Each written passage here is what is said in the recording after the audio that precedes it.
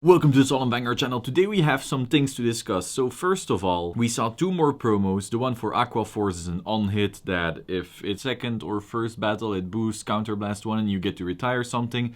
Yet again an on-hit, yet again it will probably be phased out by the second time Aqua Force gets any support.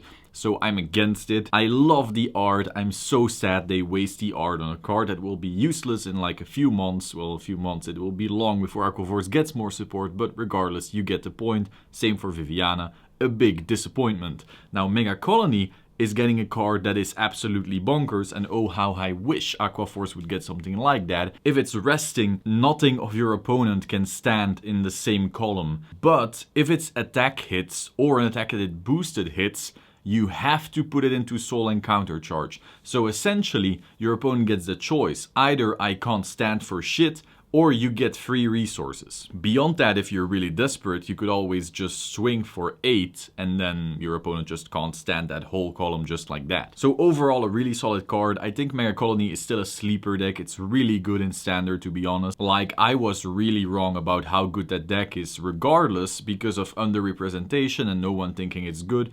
It's not doing anything in the meta. Now, we also saw the draw PGs for Gold Paladin, Neo Nectar, and Angel Feather, and the interesting thing is the Angel Feather one is Battle Cupid No-CL, which means that Angel Feather players won't be able to max out the Battle Cupid No-CL, the original one, and the draw PG in the same deck, and that actually sucks because, well, it's a really good card, essentially, in a lot of builds for Angel Feather, and now they have to make the choice, do we want the draw PGs, or do we want the grade 1, or some combination of them. Finally, the actual reason for this video, Vanguard Zero, the mobile game. I think it's awkward, so essentially, if you haven't caught up, there is a Vanguard mobile game coming called Vanguard Zero. But the game is supposedly wildly different from actual Vanguard. There are no grade zeros.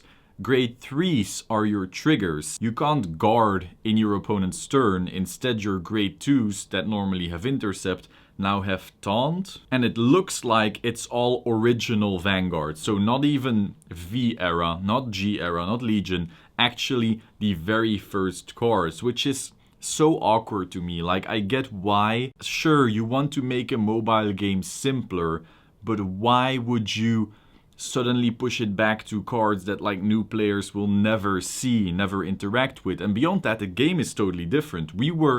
I was actually expecting at first when they said Vanguard would be getting a mobile game, I thought, cool, we will be able to practice Vanguard in one way or another. But this is just feeling like a very, very dumbed down version of it.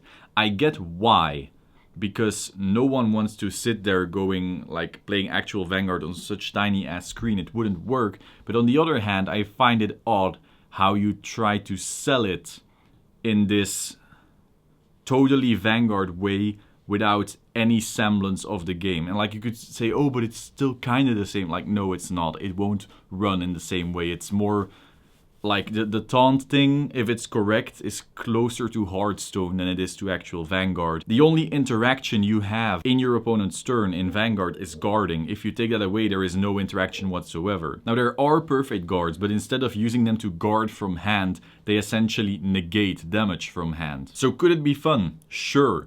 But I don't think it's the same game, like not even close. I guess some people are comparing it to Duel Links. I get why. The thing is, Duel Links lets you qualify for real-life Yu-Gi-Oh! Events. So will Vanguard Zero let you qualify for real-life events? I don't know if I want that, to be honest. Like, imagine if winning this game that is labeled Vanguard but doesn't feel like Vanguard suddenly gets you buy cards or qualifies you for Worlds or whatever the hell. Like, if something like that happens, I think the value of topping will be diminished because suddenly you might as well top with this awkward new game, I guess. Now, we don't know that, as I said.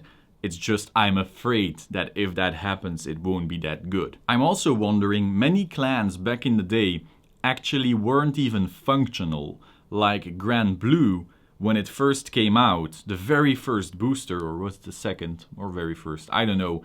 It was not a playable deck. It had like 3 cards or something stupid like that. You needed to use triggers from other clans to make a Grand Blue deck. And then afterwards, new cards came out for Granblue, and even then it was not a playable deck. Like, sure, you could build one, but it was fucking ass.